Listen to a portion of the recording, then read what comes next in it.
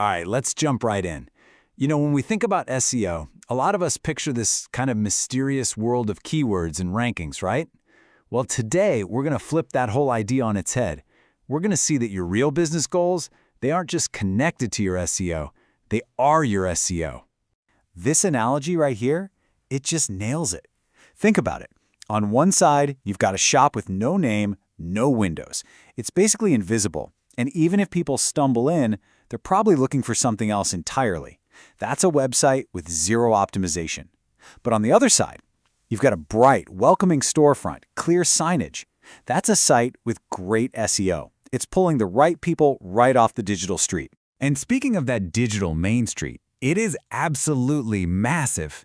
We're talking about almost 14 billion searches online every single month. I mean, just try to wrap your head around that number. The sheer opportunity to connect with your customers is just staggering. So how do you get found in that huge ocean of searches? Well, that's where SEO comes in.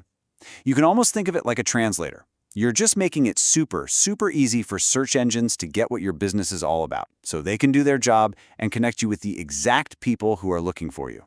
Okay, but this is where we have to make a really important shift in how we think.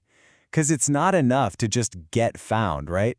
The real question is, what happens after someone finds you? And that means we have to stop obsessing over just one thing, like where you are in the search rankings. Yeah, this quote absolutely hits the nail on the head.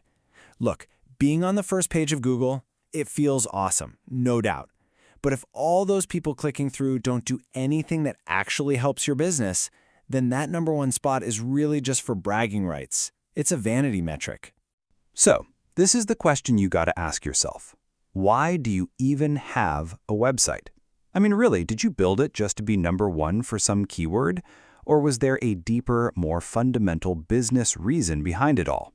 These are the real goals, and they actually tell a story if you look at them. First, you need to get new visitors. That's acquisition. Then, you need to turn those visitors into customers. That's conversions.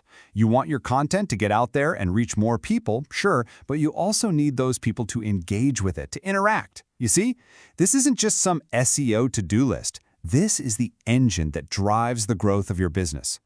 Okay, so how do we actually do this? How do we get our SEO strategy lined up with these real-world goals? Well, the playbook starts by asking some pretty simple but really strategic questions. First up, and this is the big one, who are you really trying to reach? See, this isn't a game about getting the most traffic. It's about getting the right traffic. You want those high-value visitors, the ones who are genuinely looking for exactly what you've got. And you've got to get specific here. What are their demographics? How do they search for things? Are they typing in full-on questions? Or just a couple of keywords? Where are they geographically? The more laser-focused you can be, the more bang you're going to get for your buck with your SEO. And here's a huge piece of that puzzle, something you just can't ignore. They are on their phones. The whole shift to mobile thing, that's old news. It's already happened. It's the standard now. So if your site isn't great on a phone, you're not just falling behind, you're already way behind. All right, next big question. Let's talk about the money. The keywords you're chasing, are they actually bringing in any profit? It is absolutely vital to connect the dots between the work you're doing to rank for a keyword and the actual ROI it delivers. So what does that look like in practice? Well, it means focusing on those longer, more specific phrases, what we call long-tail keywords. Those are the ones that show someone is pretty close to making a decision. It also means using local keywords if you're a local business. And it always means you measure success by the return you're getting, not just by how many people visit your site. All right, let's switch gears and talk about the actual tools you're going to use to make this all happen. We're talking about your assets, your content, the overall quality of your site, and the links that point back to it. I really love this quote. It just cuts right to the heart of what modern SEO is all about. You can't just throw up a couple of blog posts and check a box. Creating quality content has to be an ongoing commitment, a promise you make to your audience to consistently provide value. So what do we even mean by quality? Well, for starters, it means your website is easy to use, easy to navigate. It means that every single page has something unique and valuable on it. And, this is a big one, It means you use keywords naturally, like a normal human being. The old trick of keyword stuffing to try and game the system? It's dead. Users can't stand it, and you know what? Neither can the search engines. And that exact same idea, quality over quantity, it totally applies to links too. Seriously, forget about trying to get hundreds of links from random junky websites. These days, one single link from a well-respected, high-traffic site is worth infinitely more. That's what builds your authority and helps you rank. And hey, let's not forget where a lot of these journeys actually kick off. Social media. It's not just for sharing cat videos anymore, you know? It's a seriously powerful marketing channel where people discover new brands and often begin their whole search process. You've got to be there, putting out content that engages people and pulls them over to your site. Okay, last thing. Let's talk about having the right mindset for this whole endeavor. Because, and this is important, real effective SEO, it takes patience. It's all about the long game. This is the reality of SEO right here. It's a continuous loop.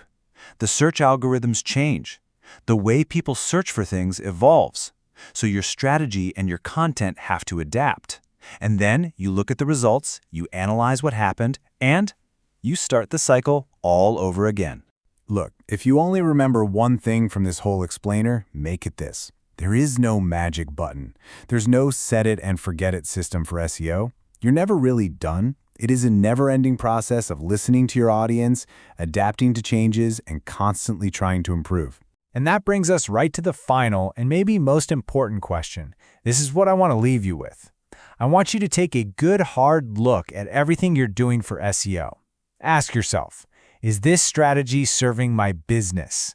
Is it getting me more customers, more engagement, more revenue? Or am I just trying to make a faceless algorithm happy? Think about it. The answer to that question tells you everything you need to know.